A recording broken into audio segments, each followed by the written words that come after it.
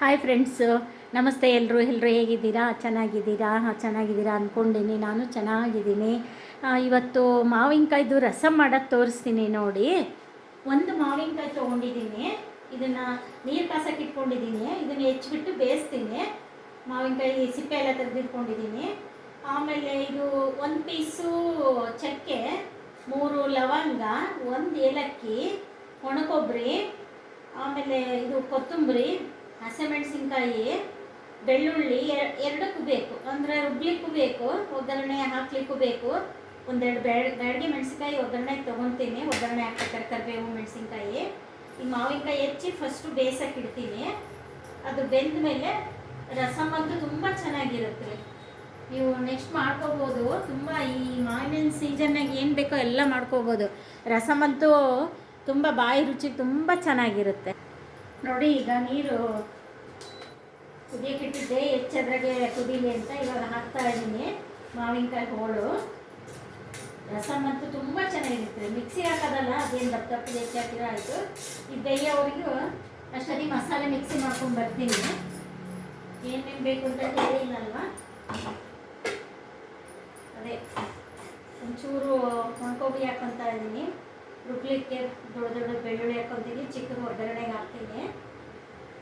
ರುಬ್ಲಿಕ್ಕೆ ಬೆಳ್ಳುಳ್ಳಿ, ಆಮೇಲೆ 1 ಏಲಕ್ಕಿ, 3 ಲವಂಗ, ಚಕ್ಕೆ, ಹಸಿಮೆಣಸಿನ್ಕಾಯಿ. ನಿಮಗೆ ರುಚಿಗೆ ತಕ್ಕಷ್ಟು ಹಸಿಮೆಣಸಿನ್ಕಾಯಿ ಹಾಕ್ಕೊಳ್ಳಿ. ಇನ್ನು ಇದೆಲ್ಲ ಒಗ್ಗರಣೆಗೆ, ಅದು ಈ ಬೇಯೋದ್ರೊಳಗೆ ಒಗ್ಗರಣೆ ಮಾಡ್ಕೊಂಡು ಮಿಕ್ಸ್ ಮಾಡ್ಕೊಂಡು ಬರ್ತೀನಿ.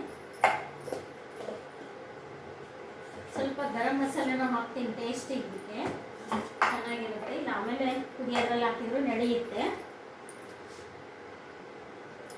ನೋಡಿ. ಇವಾಗ ಮಾವಿನಕಾಯಿ ಬೆಂದಿದೆ. ಇದು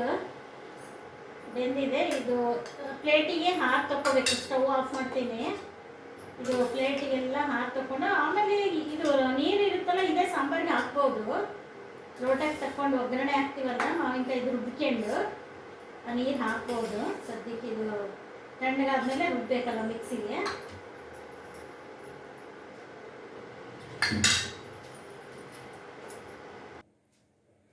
ಫ್ರೆಂಡ್ಸು, ಸ್ವಲ್ಪ ಮರ್ತೋಗಿದ್ದೆ, ಜೀರಿಗೆ ಒಂದು ಹಾಕಿಲ್ಲ. 1 ಸ್ಪೂನ್ ಜೀರಿಗೆ ಹಾಕ್ತೀನಿ. ಇದು ಇನ್ನೂ ನುಣ್ಣಗಾಗಿಲ್ಲ, ನೆನಪಾಯಿತು ಸಡನ್ನೇ. ಜೀರಿಗೆ ಒಂದು ಹಾಕ್ತಾ ಇದ್ದೀನಿ.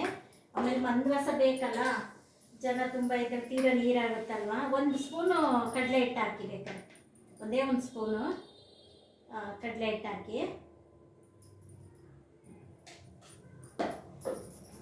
ಇಷ್ಟೇ. ಇವಾಗ ಮಿಕ್ಸಿ ಮಾಡ್ತೀನಿ. ಇದು ಆರಿದ್ಮೇಲೆ ಇದು ಒಟ್ಟಿಗೆ ಹಾಕ್ಕೊಳ್ತೀನಿ. ಪರವಾಗಿಲ್ಲ, ಆರಿದೆ. ಇಲ್ಲ, ಇದು ಜೀರಿಗೆ ನುಣ್ಣಗಾಗಬೇಕು. ಫಸ್ಟ್ ಮಾಡ್ತೀನಿ ಇನ್ನೊಂದು ಸಲ.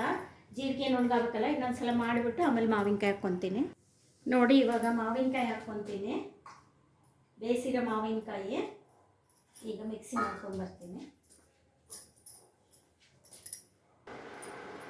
ನೋಡಿ. ಎಣ್ಣೆ ಕಾಯಕ್ಕೆ ಹಾಕ್ತೀನಿ.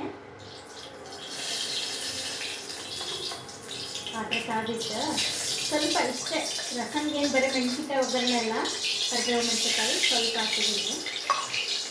ಕಾದ್ಬಿಟ್ಟಿದೆ ಪಾತ್ರೆ.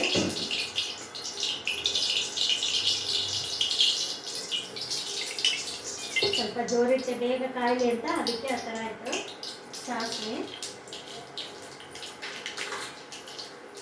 ಜೀರಿಗೆ, ಮೆಣಸಿನ್ಕಾಯಿ ಆಫ್ ಮಾಡ್ತೀನಿ. ಸ್ಟವ್ ಕಾದ್ಬಿಟ್ಟಿದೆ ಭಾಳ. ಬೆಳ್ಳುಳ್ಳಿ ಜಜ್ಕೊಬೇಕಾಗುತ್ತೆ. ಬೆಳ್ಳುಳ್ಳಿ ಜಜ್ಕೊಂಡಿರುತ್ತೆ. ಸ್ಟವ್ ಆಫ್ ಮಾಡಿದ್ದು. ಇವಾಗ ಬೆಳ್ಳುಳ್ಳಿ ಜಜ್ಕೊಂಡು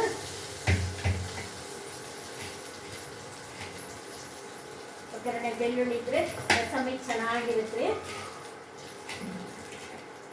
ಸ್ಟೀಲ್ ಪಾತ್ರೆ ಎಲ್ಲ ಬೇಗ ಕಾದ್ಬಿಡ್ತು. ಇವಾಗ ಬೆಳ್ಳುಳ್ಳಿ ಹಾಕ್ತಾ ಇದ್ದೀನಿ ಒಗ್ಗರಣೆಗೆ.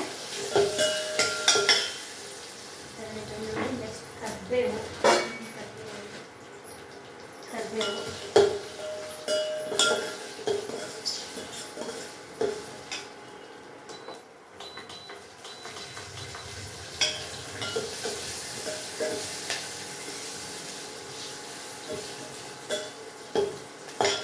ನೋಡಿ. ಇದು ಮಾವಿನಕಾಯ್ದು ನೀರು ತೆಗೆದಿಟ್ಕೊಂಡಿದ್ದೀನಿ.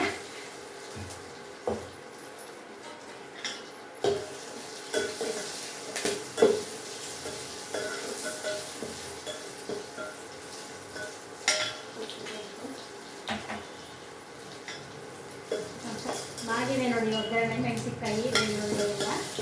ಇವಾಗ ಇದು ಹಾಕ್ತೀನಿ, ರುಬ್ಬಿರೋದು. ಇದು ಮಾವಿನಕಾಯಿ ನೀರು ತೆಗೆದಿಟ್ಕೊಂಡಿದ್ದೇನೆ, ಅದನ್ನು ಹಾಕ್ತಾ ಇದ್ದೀನಿ, ಬೇಯಿಸಿದ್ದು.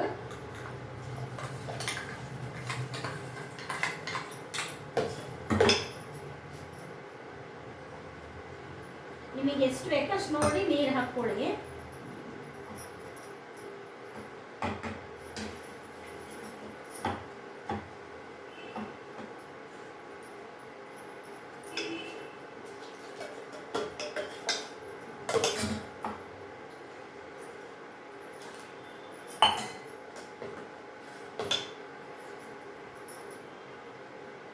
ಬೇಕು ಅಂದರೆ ಇನ್ನೊಂದು ಲೋಟ ಮೇಲೆ ನೀರು ಹಾಕೋಬೋದು, ರಸಮ್ಮು ನೋಡಿಕೊಂಡು. ನೋಡಿ ಬೆಲ್ಲ ಹಾಕ್ತಾ ಇದ್ದೀನಿ, ಕೊತ್ತಂಬರಿ ಸೊಪ್ಪು, ಆಮೇಲೆ ಉಪ್ಪು ಒಂದು ಸ್ಪೂನ್ ಹಾಕಿದ್ದೀನಿ. ನಿಮಗೆ ಉಪ್ಪು ಖಾರ ರುಚಿಗೆ ನೋಡಿ ಹಾಕ್ಕೊಳ್ಳಿ. ಹುಳಿ ಇರುತ್ತಲ್ಲ ಮಾವಿನ ಹಣ್ಣು, ಯಾವಾಗಲೂ ಒಣಕಾರ ಹಾಕಿ ರಸಮ್ ಕೆಂಪಗಿರ್ತಿತ್ತು, ಈ ಸಲ ಹಸಿರು ಬಣ್ಣ ಇದೆ, ಹಸಿಮೆಣಸಿಗೆ ಹಾಕೋದಕ್ಕೆ. ಇದು ಒಂದ್ಸಲ ಟ್ರೈ ಮಾಡೋಣ ಅಂತ ಹಾಕಿದ್ದೀನಿ. ನೀವು ರುಚಿಗೆ ತಕ್ಕಷ್ಟು ಉಪ್ಪು ಖಾರ ಬೆಲ್ಲ ನೋಡಿ ಹಾಕ್ಕೊಳ್ಳಿ. ನೋಡಿರಿ ಈ ಥರ ಆಗಿದೆ. ಇದು ಕುಡಿಲಿಕ್ಕೂ ಬರುತ್ತೆ, ಅನ್ನಕ್ಕೂ ಬರುತ್ತೆ. ತುಂಬ ಟೇಸ್ಟ್ ಇತ್ತು, ಮಾಡಿ ಟೇಸ್ಟ್ ನೋಡಿ ನಾನು ಮಾಡ್ತಾಯಿದ್ದೀನಿ ಇವತ್ತು 2ನೇ ಸಲ. ಈ ಥರ ಆಗಿದೆ ನೋಡಿ ಇದು. ಆಮೇಲೆ ನೋಡಿರಿ ಒಂದು 1/4 ಸ್ಪೂನು ಗರಂ ಮಸಾಲ ಹಾಕ್ತಾಯಿದ್ದೀನಿ. ಗರಂ ಮಸಾಲ ಡಿಮಾರ್ಟಲ್ಲಿ ತಂದಿದ್ದೆ, ಗರಂ ಮಸಾಲ ಪಾಕೆಟ್. ಆಮೇಲೆ ಅರಿಶಿನ ಪುಡಿ ಹಾಕೋದು ಮರ್ತಿದ್ದೆ, ಒಂಚೂರು ಅರಿಶಿನ ಹಾಕ್ತಾಯಿದ್ದೀನಿ. ಮಸಾಲೆ ಬಕ್ಸೆಲ್ಲ ಖಾಲಿ ಆಗಿದೆ, ತುಂಬ್ಕೋಬೇಕು. ನೋಡಿ ಈ ಥರ ಎಲ್ಲ ಆಯಿತು. ಟೇಸ್ಟ್ ನೋಡಿ ಆಮೇಲೆ ಉಪ್ಪು ಖಾರ ನೋಡಿ ಹಾಕ್ಕೊಳ್ಳಿ. ನೋಡಿ ಇವಾಗ ಸ್ಟವ್ ಆಫ್ ಮಾಡಿ, ಚೆನ್ನಾಗಿ ಕುದ್ದಿದೆ ಸಾಂಬಾರು. ಈ ಥರ ಆಗಿದೆ ನೋಡಿ, ಈ ಥರ ಆಗಿದೆ. ಇಷ್ಟು ರಸಮ್ಮು ಇಷ್ಟು ಗಟ್ಟಿಗಾಗಿದೆ